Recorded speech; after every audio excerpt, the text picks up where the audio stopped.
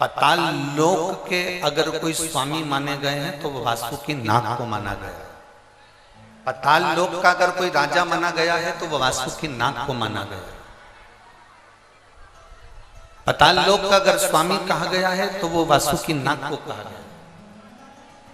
और वासुकी नाग कहां पर है? भगवान शंकर के जम के बोलो जरा, शिव जी के गले। अब जब वासुकी नाग भगवान शंकर के गले में है और शास्त्र कह रहा है कि पाताल लोक में सूर्य की किरण नहीं जाती, पर पाताल लोक में इतना प्रकाश रहता है, तो वो प्रकाश कहां से आता है? तो शिव महापुराण की कथा कहती है, वेदव्यास जी स्कंद पुराण के अंदर कहते हैं कि जितने पाताल लोक में सर्प रहते हैं, उन सर्प के मस्तक पर मणि होती है, उस मणि का प्रकाश इतना रहता है कि पूरे पाताल लोक में प्रकाश ही प्रकाश रहता है। उसी तरह भगवान शंकर ने वासुकी नाग से गले में वासुकी नाग को जब भगवान शिव अपने गले में धारण करते हैं तो वासुकी नाग से कहते हैं, सुन वासुकी, जो मेरे ऊपर जल चढ़ाने के लिए आएगा, जो शिवलिंग के ऊपर 1 लोटा जल चढ़ाने के लिए आएगा, वासुकी नाग सुन, उसकी जिंदगी में कितना भी अंधेरा हो, पर अगर वो मेरे शिवलिंग पर जल चढ़ाए तो उसकी जिंदगी में प्रकाश होना चाहिए, उसके जीवन में प्रकाश होना चाहिए।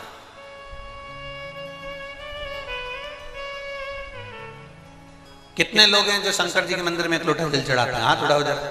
सभी चढ़ाते हो? रख लो, वापस रख लो। धन्यवाद, बहुत बहुत बाबा की कृपा। चढ़ाना चाहिए, प्रतिदिन शंकर के मंदिर तक जाना चाहिए, 1 लोटा जल चढ़ाना चाहिए। हम ये नहीं कहेंगे कि बहुत दूर मंदिर हो तो जाओ, आपके घर के पास में जो मंदिर हो, जरूरी नहीं कि आप बहुत दूर जाएंगे तो शंकर जी प्रसन्न होंगे। आपके घर के पास में जो मंदिर हो, आपके घर के नजदीक में जो मंदिर हो, आप तो वहां जाओ।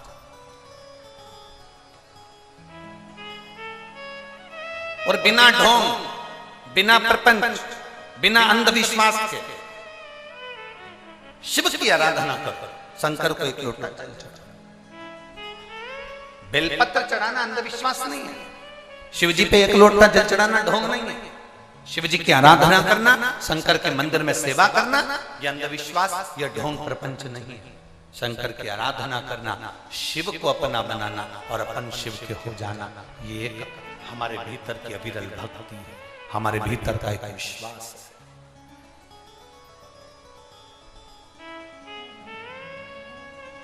आज दुनिया के लोग इतना कमा रहे हैं, इतना कमा रहे हैं, धन इतना हो गया, इतना हो गया, पर जरा विचार करिए कि वो दुनिया के लोग विचार करें कि संपदा बढ़ गई तो क्या सुख आ गया? ये लगता है हम यहाँ जितनी माताएं बैठी ना, इनको ही लगता है मेरे बेटे की शादी हो जाए, बहू घर में आ जाए, जब बहू आ जाएगी तो मैं सुखी हो जाऊंगी। यहाँ इतनी सारी बूढ़ी बूढ़ी माताएं बैठी हैं, इनसे पूछो इनकी बहू आ गई तो कितनी सुखी,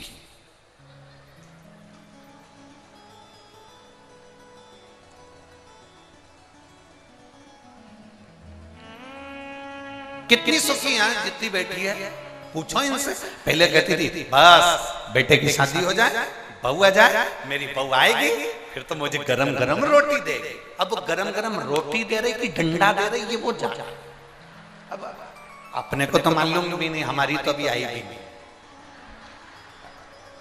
जब बहू आएगी तब देखा जाए। पर अगर जो सोच कर बैठे कि नहीं साहब, मैं बस मेरे बेटे की शादी हो जाए, बहू आ जाए, मुझे गरम रोटी देगी, फिर कोई कहे बस भगवान ऐसी कृपा कर दो मेरी बहू को एक छोरा छोरी हो जाए, मेरी बहू की गोद भरा जाए और उसके घर में बच्चा हो जाए, ऐसी कृपा करना, मैं दादी बन जाऊं। और एक नियम है दादी के बाद में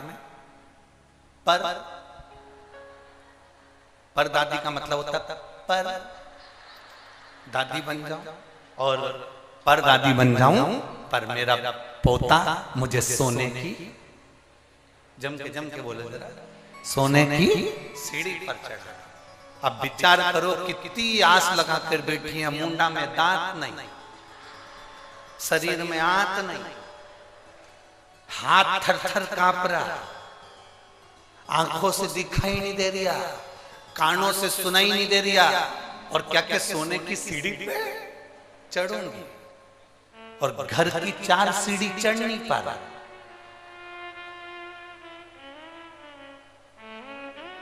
कथा में भी जाए तो 2-4 उसका हाथ पकड़ के ले जाए,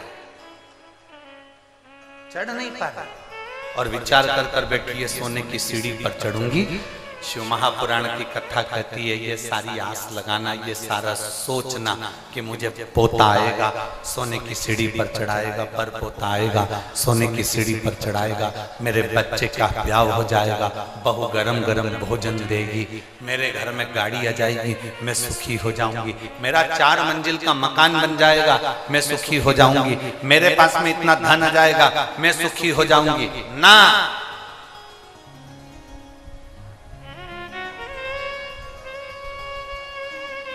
ओ मेरी झारखंड की जीजियों, जमशेदपुर वालियों,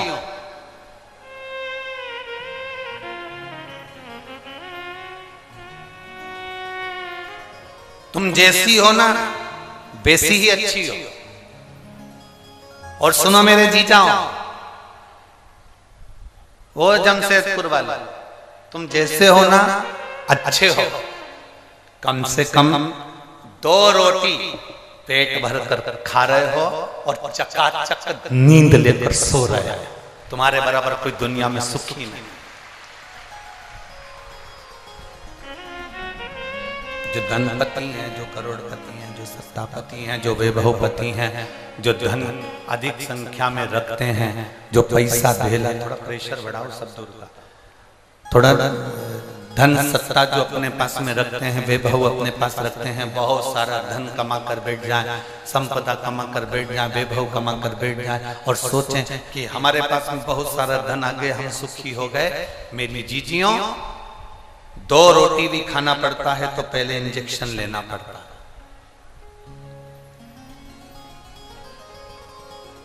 सोना है तो 2 गोली खाना पड़ता है। कम से कम आप सुखी हो, ना आपको इंजेक्शन लेना पड़ रहा है और ना 2 गोली खाकर सोना पड़ रहा है। 1 लोटा जल चढ़ाते हो और रात भर तक हमारी ताजगी हमारे जीवन में बनी रहे। ये सुख है। एक पत्र आया है, हम ज्यादा पत्र तो अभी पढ़े नहीं है, पर पत्र अच्छा।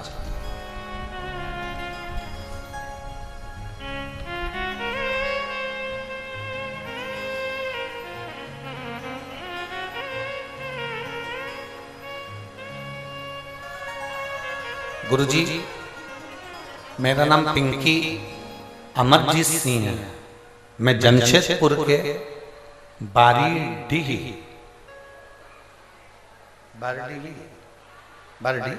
तुम लोग समझ गए ना, बस बाकी के कोई समझे या नहीं समझे तुम समझ जाना, ठीक है। तो मेरा नाम पिंकी अमरजीत सिंह है, मैं जमशेदपुर की बारीडीह निवासी हूँ। गुरुजी कहीं बैठी हैं? आप ही हैं? ऐसा हाथ हिला दो। बेटा आया है साथ में? यही है, लिया इसको, लिया। मेरा नाम पिंकी अमरजीत सिंह है, मैं जमशेदपुर की बाडी निवासी हूँ। गुरुजी, मेरा बेटा 7 साल का है। मेरे बेटे को कई सालों से पूरे शरीर पर सफेद दाग हो गए थे और पूरा शरीर उसका सफेद हो गया था। जब सफेद दाग पूरे शरीर पर हो गए, हम कई सालों से डॉक्टरों का इलाज करवा रहे थे, पर कोई आराम नहीं लग पाया। ऐसा कोई डॉक्टर नहीं था जिसको हमने नहीं दिखाया हमारे बच्चे को, क्योंकि 7 साल का तो है ही गुरुजी, और अभी उसकी पूरी जिंदगी पड़ी हुई है। और इतने छोटे से बच्चे का पूरा शरीर सफेद हो जाना, पूरे शरीर पर सफेद बीमारी हो जाना, चर्म रोग पूरा सफेद हो जाना, हम बड़े तकलीफ में आ गए। सारे डॉक्टरों का इलाज करवाया पर आराम नहीं लग पाया। 1 साल 2 साल 3 साल इलाज करवाते गए पर बीमारी फैलती गई। उस बीमारी के अंतर्गत उसकी चमड़ी सफेद होती चली गई। गुरुदेव, तब हमारी माता श्री ने कथा सुनी आपकी टीवी पर, और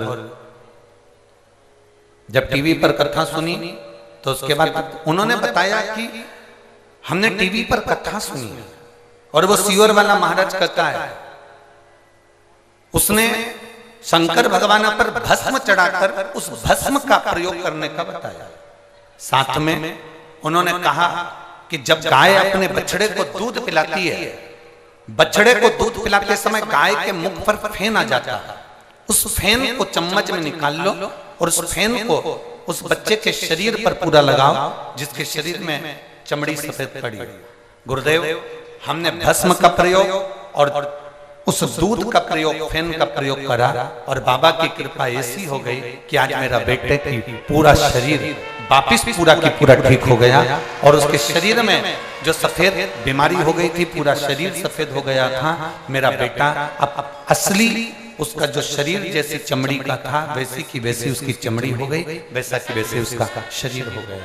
मैं बाबा को यहाँ पर प्रणाम करने के लिए आई हूँ गुरुदेव, बाबा को धन्यवाद देने के लिए आई हूँ। लाइन अच्छी लिखी है। अरे लुटा दिया भंडार काशी वाले, कर दिया माला काशी वाले, अरे लुटा दिया भंडार काशी वाले, यही वाला के दिया माला काशी वाले।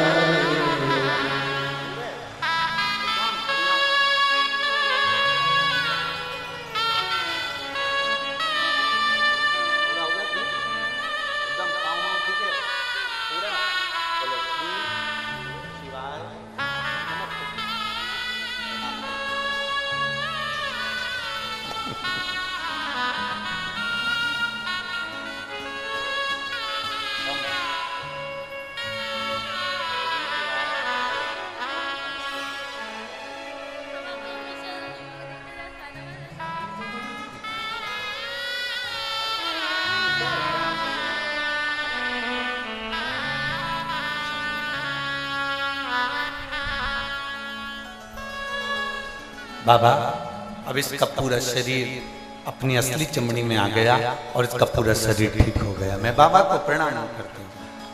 शंभु शिव तत्व, शंभु उगड़ी,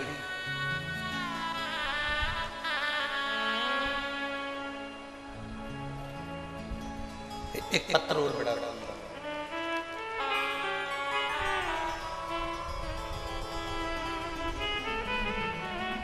ज्योति कुमारी,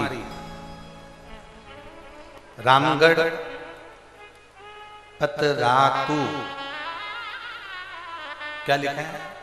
पतरातू, ठीक है, तुम समझ गए सब लोग। कहीं बैठी हैं ज्योति कुमारी? कहाँ है? हाथ हिलाओ।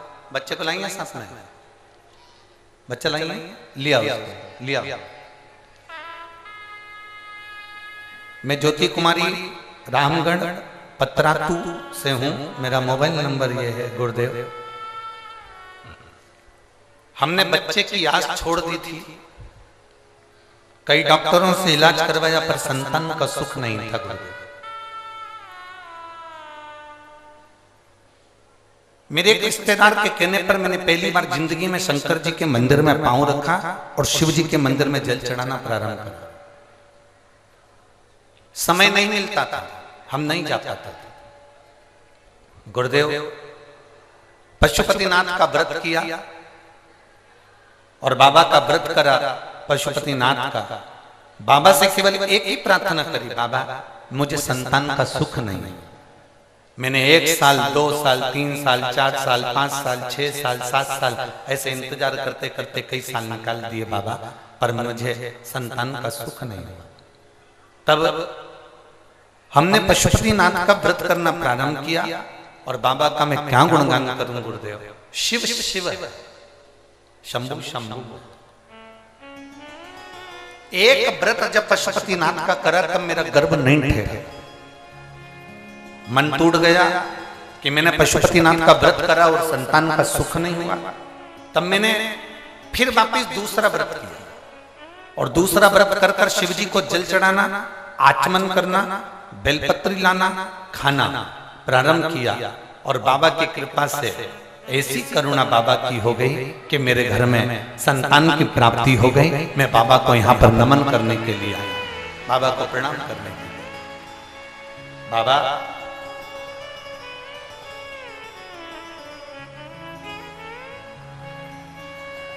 मैं बच्चे को डोबो जमशेदपुर, डोबो ये स्थान है क्या? अच्छा अच्छा ठीक है, धन्यवाद। मैं डोबो जमशेदपुर में उसको लेकर आई, लिया बेटा।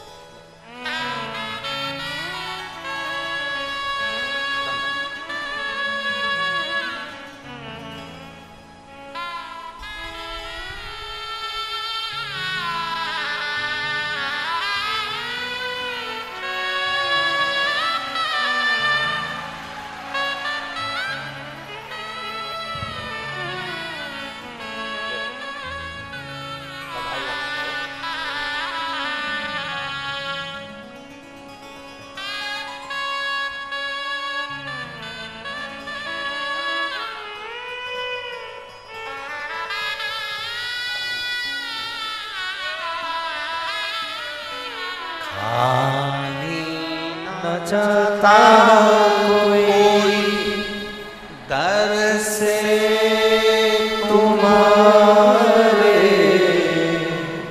खाली न जाता कोई दर से तुम्हारे, मैं भी खड़ी हूँ नंगे बारे फसाए, अपने हृदय से लगा लगा लो कि राजा जा उठा लो भोले अपने दर से अब तो न टालो, गिरी जा रही हो उठा लो। शिव कथा का अब दिल से सुनो, अब जितने दिल से सुनोगे, और ये हमारा विश्वास करता है, भरोसा करता है, ए मेरी झारखंड की जीजियों, तुम जो झोली लेकर आई हो ना, वो तुम्हारी झोली खाली नहीं जाएगी, ये भरोसा करता है, विश्वास। आप दिल से उसको पुकारोगे, दिल से सुनोगे, वो दिल से देता। शिव कह रहे हैं पाताल लोक में सूर्य के किरण का प्रकाश नहीं होता, पर पाताल लोक में अगर सर्प के मस्तक पर जो मणियां लगी होती हैं, सर्प के मस्तक पर जो मणि लगी होती है, उस मणि का प्रकाश। और पाताल लोक के राजा, पाताल लोक के जो स्वामी हैं वो वासुकी हैं, और शिव उस वासुकी से कहते हैं कि मेरे ऊपर जल चढ़ाने वाले के जीवन में अंधेरा ना रहे। अच्छा अब एक बात बताओ, बहुत समझिएगा जरा, जो देख रहे हैं एलईडी पर या टीवी पर या मोबाइल पर या कथा के पंडाल में, बहुत ध्यान देना है। तुम्हारे आसपास वाले कितना भी बोले, चाले, उठे, जाएं, आए, आपको उन पर ध्यान नहीं देना। 5 दिन की तो कथा ही मिली है केवल। झारखंड में तो 7 दिन की कथा होना थी, इतने शिव भक्तों का आनंद है, पर ये 5 दिन भी मिले हैं तो कोई कम नहीं है। इसमें इतनी झोली भर लो कि तुम्हारे जीवन में कोई खाली ना रहे, कभी कमी ना रहे, इतना आनंद है। अब ये शिवलिंग है, समझिएगा, ये जलाधारी है, ठीक है, समझना है। ये शिवलिंग, ये जलाधारी, और ये अब कई लोगों के मन में प्रश्न खड़ा होता है, कई लोगों के मन में एक भाव उत्पन्न होता है कि हमारे घर में जो शिवलिंग है, हमारे घर में जो शंकर भगवान का शिवलिंग है, क्या उस पर वासुकी नाग लगाना, सर्प लगाना जरूरी होता है? हमारे घर के अंदर जो शिवलिंग है, हमारे घर में जो शंकर भगवान का शिवलिंग है, उस पे सांप लगाना, सर्प लगाना बासुकी नाग लगाना जरूरी है क्या? तो बहुत सावधानी से समझिएगा कि जो शिवलिंग होता है, जो शिवलिंग होता है, उस शिवलिंग में भगवान शंकर स्वयं विराजमान है। तो उनके गले में अगर सर्प है तो शिवलिंग में आप रूप सर्प है। शंकर जी अगर रुद्राक्ष की माला पहने हैं तो शिवलिंग में वो रुद्राक्ष का बल है। शंकर जी बागंबर पहने हैं, शिवलिंग में वो बागंबर का अंश है। शिवलिंग गंगा धारण करे हैं तो शिवलिंग, भगवान शंकर गंगा धारण करे हैं तो शिवलिंग में वो गंगा का तत्व है। जरूरी नहीं कि तुम्हारे घर में जो शिवलिंग हो उस पे नाग हो। अगर है सर्प कोई बात नहीं, रखे रहने दो। सर्प नहीं है तो कई लोग कहते हैं चांदी का सांप बनवा लेती हूँ, पीतल का सांप बनवा लेती हूँ। घर में मेरे शिवलिंग है, उस पे सांप नहीं है, मैं सांप रख देती हूँ, सर्प रख देती हूँ, बासुकी नाग रख देती हूँ। अगर है तो रखो। शिव महापुराण की कथा कहती है, जिसको रात्रि में सोते समय या सुबह या ऐसा लगता है कि मुझे स्वप्न में सर्प नजर आते हैं, सांप दिखते हैं, कोई मरा हुआ व्यक्ति नजर आता है, उसको लगता है कि कोई डरावनी सी वस्तु नजर आती है, कोई श्वेत वस्त्र नजर आते हैं या कोई सर्प नजर आता है, तो हमारा शास्त्र कहता है शिवलिंग, जैसे ये शिवलिंग है पूरा जलाधारी पर रखा हुआ है, और जो शिवलिंग है, इस शिवलिंग के 5 स्थान ऐसे नियुक्त कर लीजिए। कितने स्थान? 5। चंदन लीजिए, उस पे एक चावल का दाना, एक अक्षत, वो भी चंदन में गीला करा हुआ, पूरा चावल का दाना। 5 स्थान नियुक्त कर लो। एक स्थान ये कर लिया, हमने चंदन लगाया, उसमें चंदन का चावल का दाना लगाया। दूसरा स्थान हमने ये नियुक्त करा, हमने चंदन लगाया, उस पे चावल का दाना लगाया। तीसरा स्थान हमने ये नियुक्त करा, चंदन लगाया, चावल का दाना लगाया। चौथा स्थान हमने ये नियुक्त करा, चंदन लगाया, चावल का दाना लगाया। 5वां स्थान हमने ये नियुक्त करा, चंदन लगाया, चावल का दाना लगाया। बस एक बेलपत्र अशोक सुंदरी वाली जगह पर पहले चढ़ा देना है, फिर ये 5 स्थान पर चंदन की बिंदी और एक चावल का दाना लगा देना। इस बेलपत्र को उठाकर लाना है प्रदोष काल। प्रदोष काल सूर्य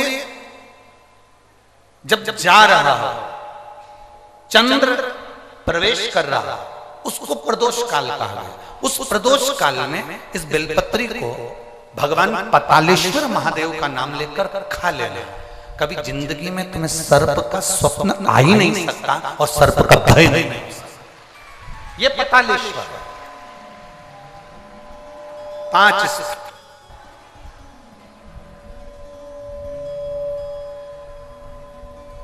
5 स्थान नियुक्त करें। समझ में आया है?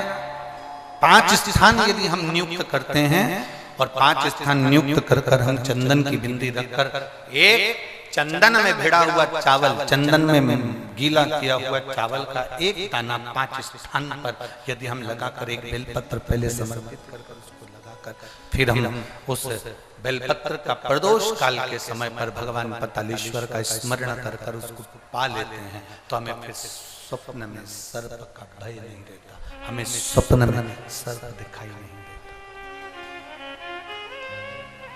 नहीं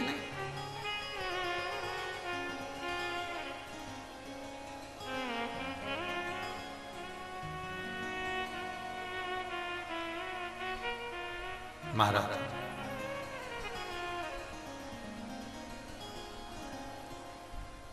हम जितना शिव का स्मरण करते हैं उतना सुख करते हैं। बोल पतालेश्वर महादेव की, भगवान शिव की भक्ति का।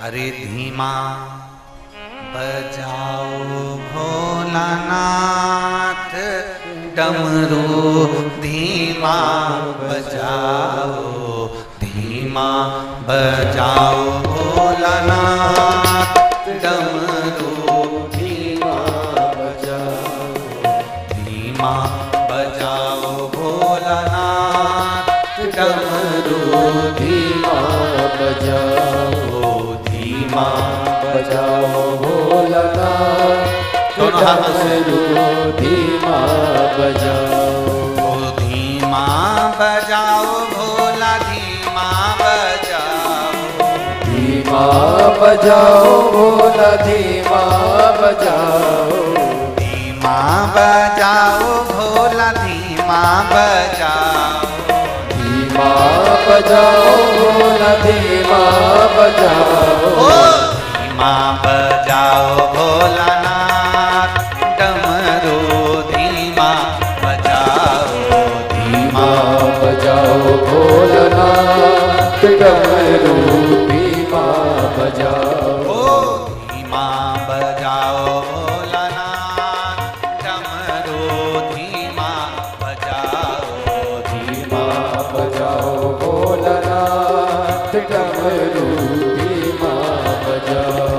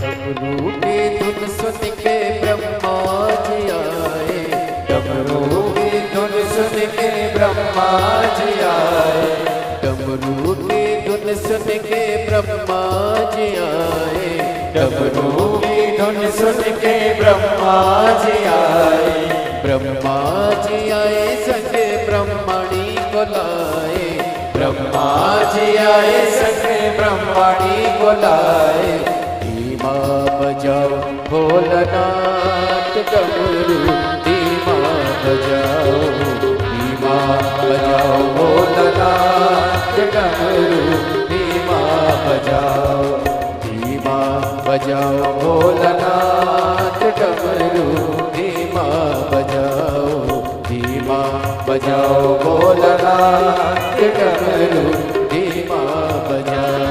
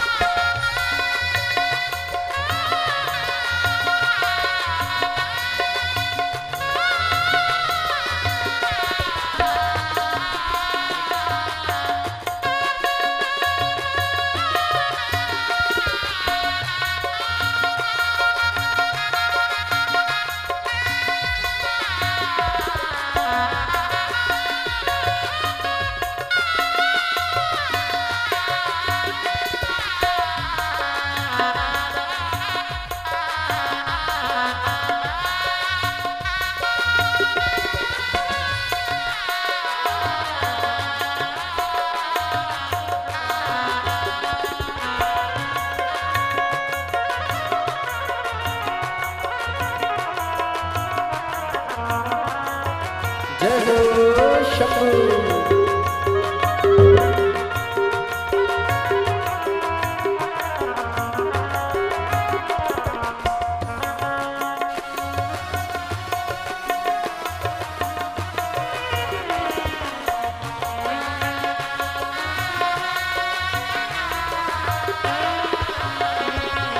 डमरू की धुन सुन के विष्णु जी आए, डमरू की धुन सुन के विष्णु जी आए, डमरू की धुन सुन के विष्णु जी आए, डमरू की धुन सुन के विष्णु जी आए। विष्णु जी आए सके लक्ष्मी जी को लाए, विष्णु जी आए सके लक्ष्मी जी को लाए। धीमा बजाओ बोलना डमरू धीमा बजाओ, धीमा बजाओ बोलना डमरू धीमा बजाओ। ओ धीमा बजाओ बोले धीमा बजाओ, धीमा बजाओ बोले धीमा बजाओ, धीमा बजाओ बोले धीमा बजाओ, धीमा बजाओ बोले धीमा बजाओ, धीमा बजाओ बोलना डमरू धीमा बजाओ, धीमा बजाओ बोलना डमरू धीमा बजाओ।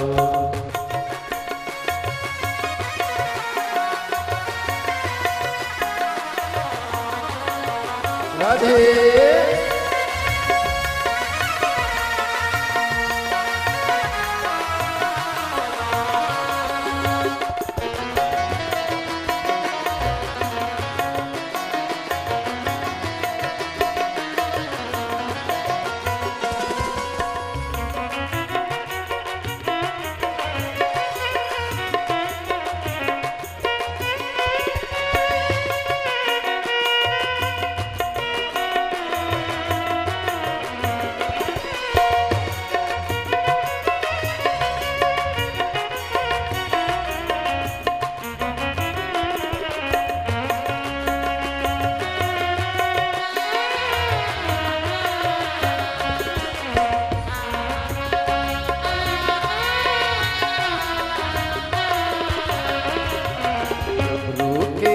सुन के कान्हा जी आए, डमरू की धुन सुन के कान्हा जी आए, ओ डमरू की धुन सुन के कान्हा जी आए, डमरू की धुन सुन के कान्हा जी आए। ओ कान्हा जी आए सके राधा जी को लाए, कान्हा जी आए सके राधा जी को लाए, ओ कान्हा जी आए सके राधा जी को लाए, कान्हा जी आए सके राधा जी को लाए।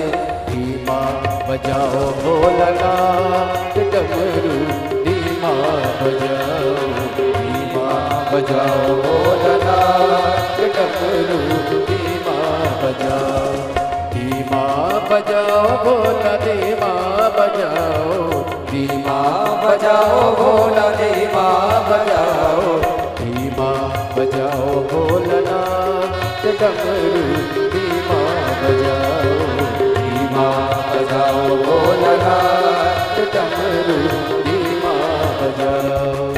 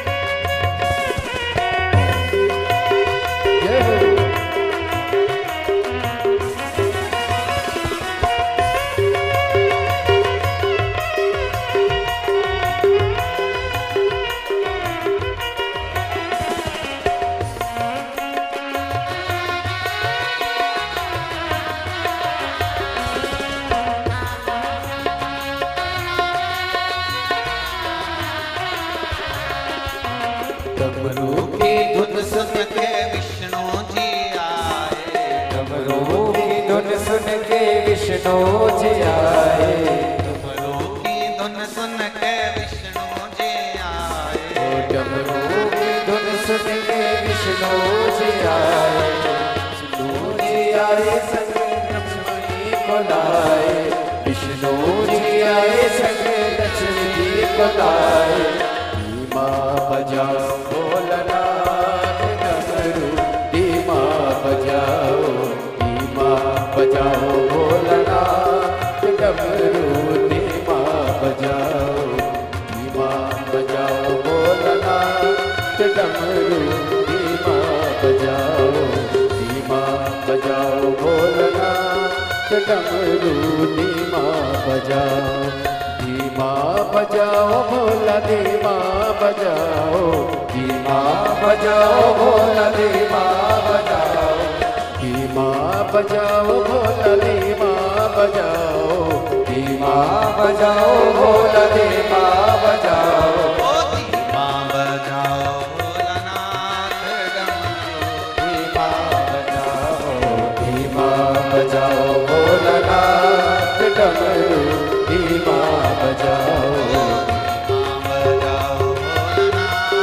डमरू, धीमा बजाओ, धीमा बजाओ भोलानाथ डमरू, धीमा बजाओ, महादेव।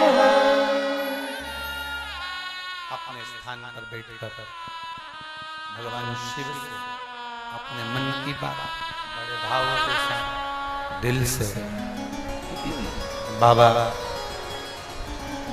देवाधिदेव महादेव से अपने मन की बात बड़े भाव के साथ दिल से प्रार्थना करिए, बाबा से निवेदन करिए, बाबा से प्रार्थना करिए, बाबा से निवेदन करिए। जहाँ जगह मिल जाए वहाँ बैठकर भगवान शिव से अपने मन की बात अवश्य करें।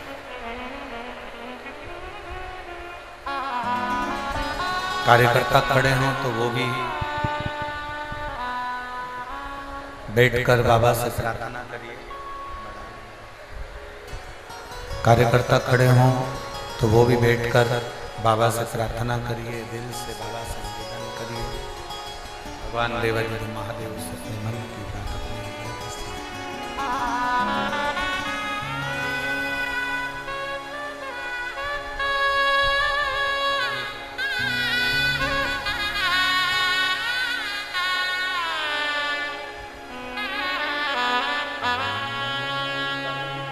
जिनको आता है साथ में बोलिए।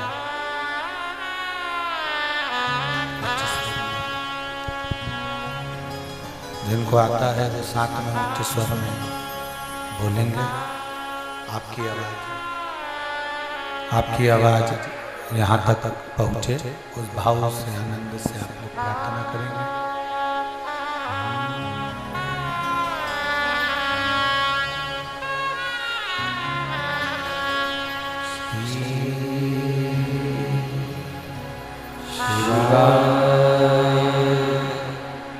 नमस्ते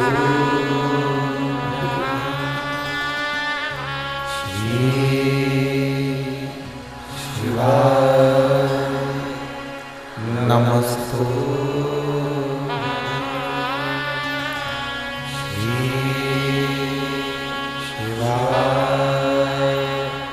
नमस्ते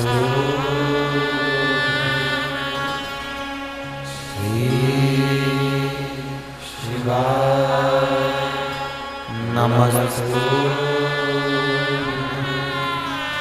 श्री शिवाय, नमस्ते श्री शिवाय, नमस्ते श्री शिवाय, नमस्ते भोला सब दुख काटो ओ भोला सब दुख काटो शिव शंकर जपो तेरी माला भोले बाबा जपो तेरी माला भोला सब दुख काटो ओ भोला सब दुख काटो वेश है मंगल मंगलकारी वैश है मंगल मंगलकारी शमशान वासी हमारा शमशान वासी हमारा ओ भोला सब दुख काटो ओ भोला सब दुख काटो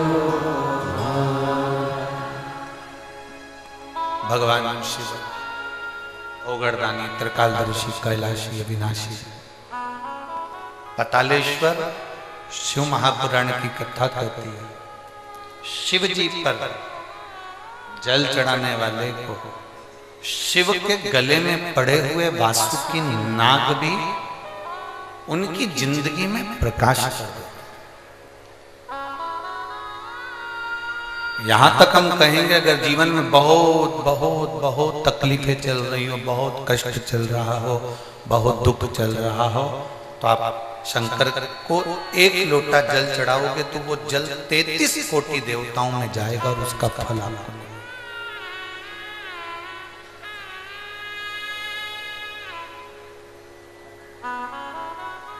आज एक बात और आप लोगों से कहना चाहेंगे पतालेश्वर शिव महापुराण की कथा, और इस बात को प्रत्येक कथा में याद रखना। शिवजी पे चढ़ा जल हमारा बदलेगा कल, ये निश्चित है वो कल बदल कर ही।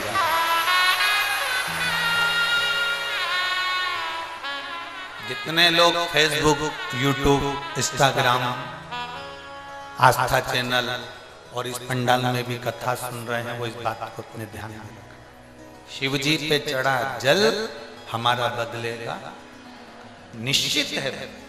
थोड़ा समय लग सकता है और ऐसा नहीं है, समय तो लगता है। अगर फाइल ज्यादा मोटी है तो थोड़ा सा समय तो लगेगा, पर ये निश्चित है कि हमारा कल बदलेगा। हम भगवान की विरल भक्ति में लगेंगे तो हम निश्चित है बदलाव।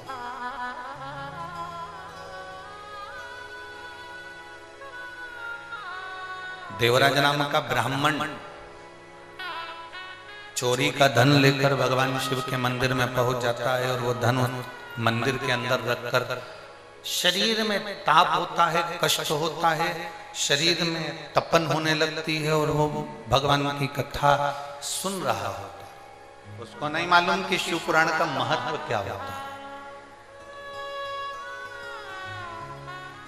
जिस दिन संसार का व्यक्ति शंकर भगवान की कथा को समझ गया उसकी जिंदगी वैसे ही संवर जाती।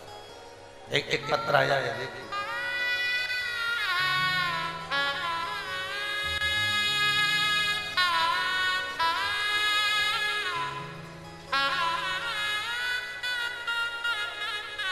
मैं विनीता बख्शी गम्हरिया, मेरा नाम विनीता बख्शी है। मैं गम्हरिया है कि रामहरिया है? गम्हरिया, ठीक है, धन्यवाद। मैं विनीता बख्शी गम्हरिया सराय केला खरसावा जमशेदपुर से आई हैं। कहीं बैठी हैं? हाथ हिला सकती हैं, अगर कहीं बैठी हो तो हाथ हिला सकती हैं। मैं विनीता बख्शी गमहरिया सरायकेला खरसावा जमशेदपुर से आई हूँ। कहीं बैठी हो? अगर बाहर की ओर बैठी हो तो कैमरे वालों को अवश्य सूचना दें तो वो भी देख सके। अच्छा, इस पंडाल में एक बार हाथ हिलाओ, हाथ हिलाओ एक बार, दिख जाओगे। हाँ ठीक है, नजर आ रहा है, ठीक है, ऐसा हाथ हिला दो। श्री शिवाय नमस्ते। बच्चा आया है साथ में?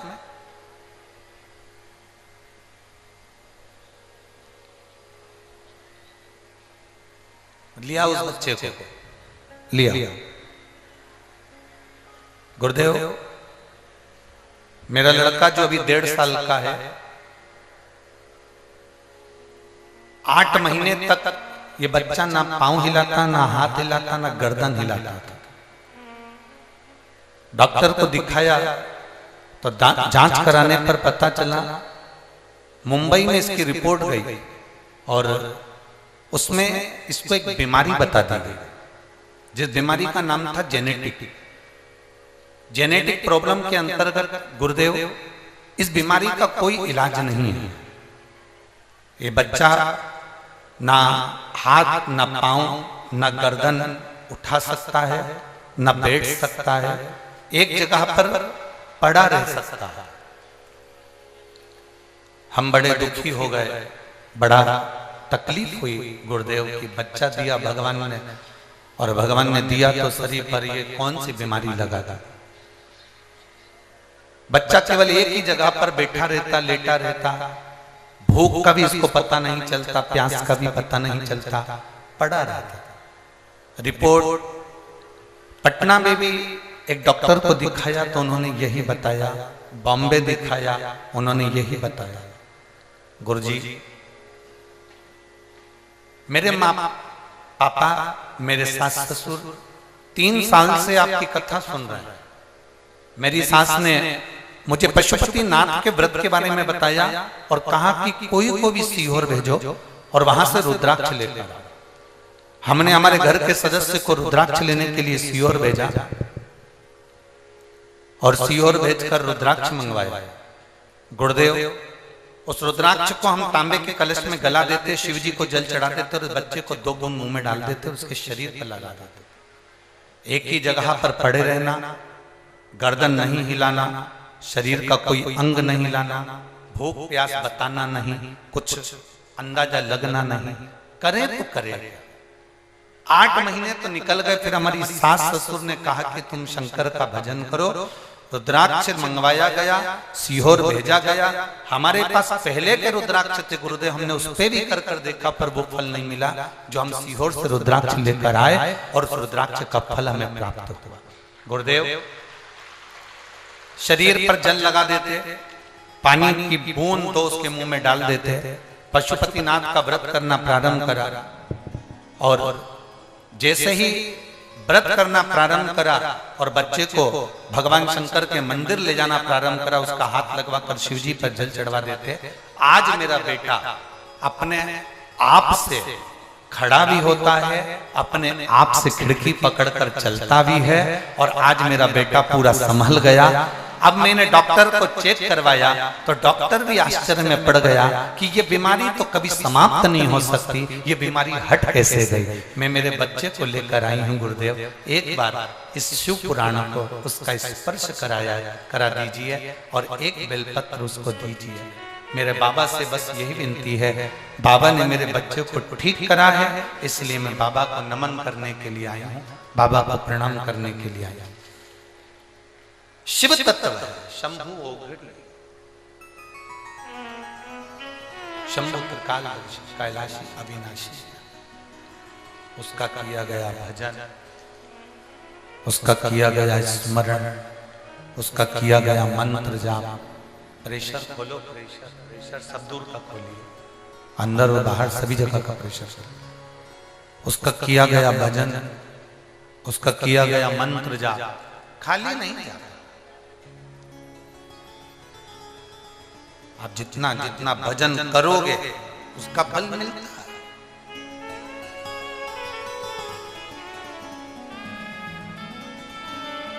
शिवजी पे चढ़ा चढ़ाया गया एक लोटा जल हमारा बदलेगा।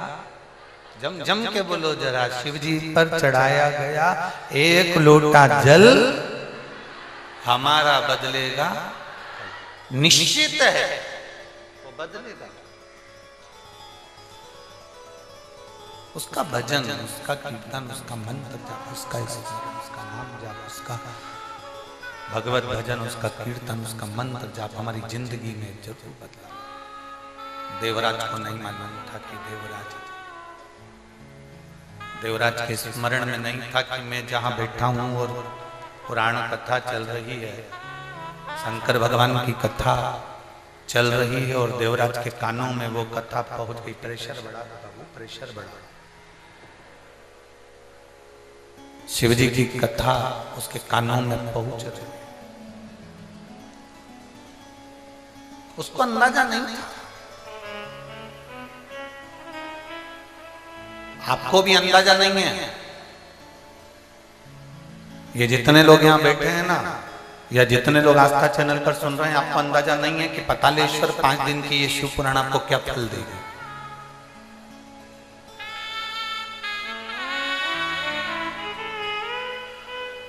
और ये विश्वास के साथ कहते हैं।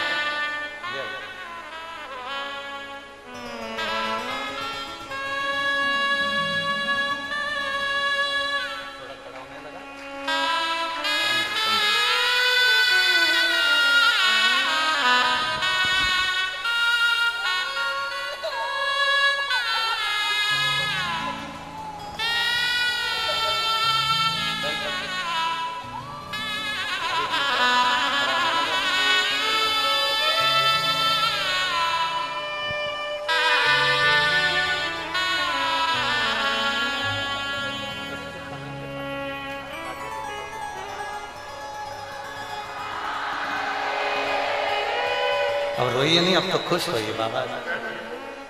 अब तो खुश हो जाता है, खुश जाइए। आंखों में अब आंसू नहीं, अब तो बहुत खुश होना। अब तो खड़ा होने लगा, गर्दन भी काम करना, गर्दन लटक जाती थी, अब ठीक है, अब पूरा ठीक है।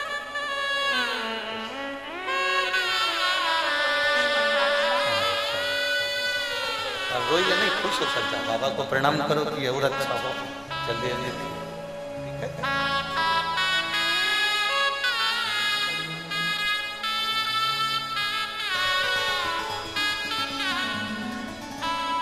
तेरे दरबार की बाबा निराली शान देखी है, तुझे देखते नहीं देखा पर झोली भरी देखी है, मुख दुनिया मोड़े बाबा तू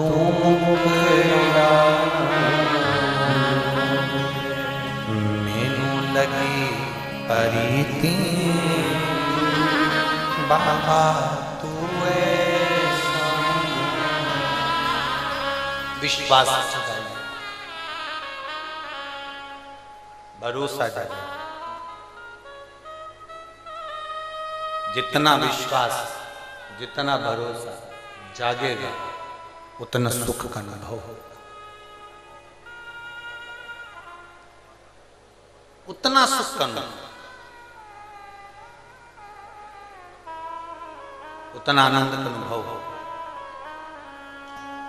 देवराज को नहीं मालूम कि शिव पुराण की कथा क्या होती है। वो तो बैठ गया, शरीर में ताप था, उसके शरीर में कष्ट हो रहा था। बेटा कथा सुनी,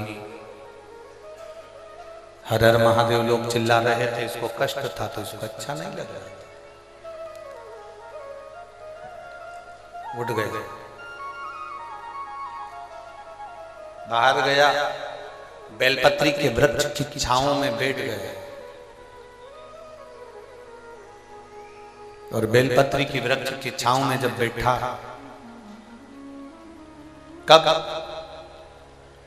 काल आ जाता है, कब प्राण छूटने का समय आ जाता है, किसी को नहीं मालूम पड़ता।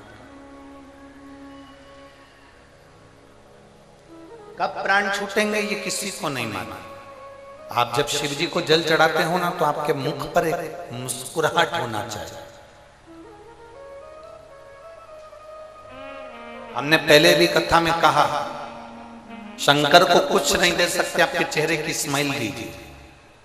कर्जा हो गया तो भी मुस्कुराना सीखिए, बीमारी बड़ी हो गई तो भी मुस्कुराना सीखिए।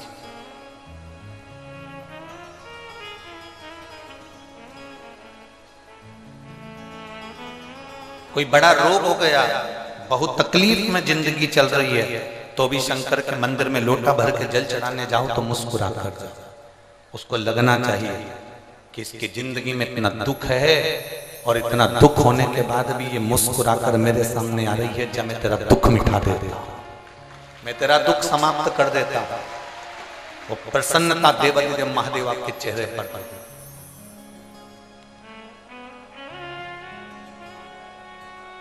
भगवान के सामने जाकर ये कभी मत कहो, जैसे और देवताओं के सामने जाकर तुम कहते हो मैं पापी हूँ, मैं कपटी हूँ, मैं छली हूँ, मैं बेईमान हूँ, मैं प्रपंची हूँ, मैं ऐसा हूँ, मुझे माफ कर दो भगवान, मैं बड़ा बड़ा पापी जीव हूँ। अब अपने अपने बोलने से क्या होगा, उसको सब मालूम।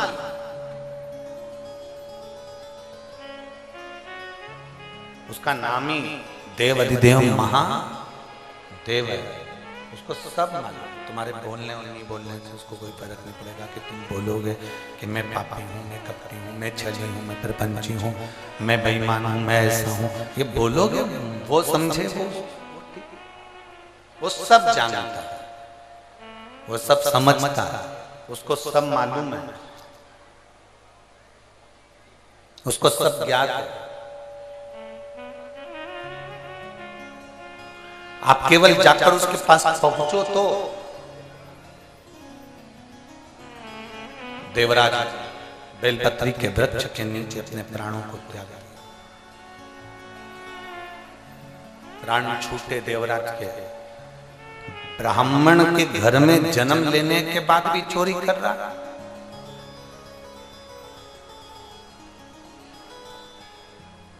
कभी कभी भगवान अच्छी जगह जन्म दे देता है, उसके बाद भी व्यक्ति अच्छा कर्म नहीं कर पाता। आपकी नौकरी अच्छी जगह पर है, आपको भगवान ने सुंदर बनाकर भेजा, आपको भगवान ने पूरा शरीर देकर भेजा, आपको भगवान ने पूरा ज्ञान देकर भेजा, उसके बाद भी आप उसका प्रयोग नहीं करें, उसका उपयोग नहीं करें तो आपका जीवन व्यर्थ, बेकार।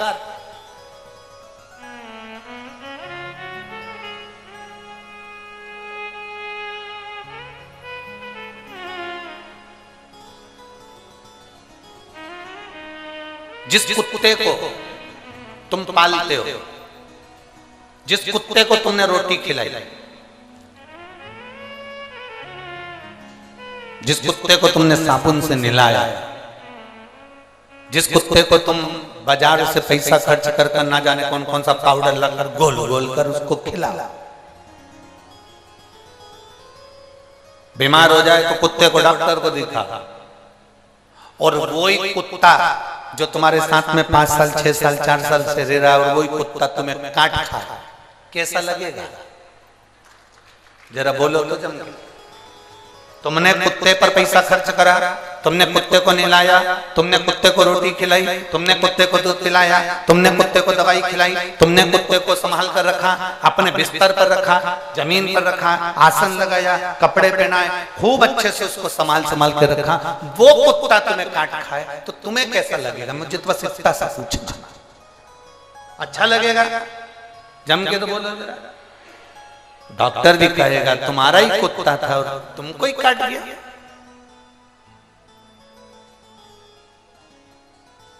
तो डॉक्टर क्या सलाह देगा?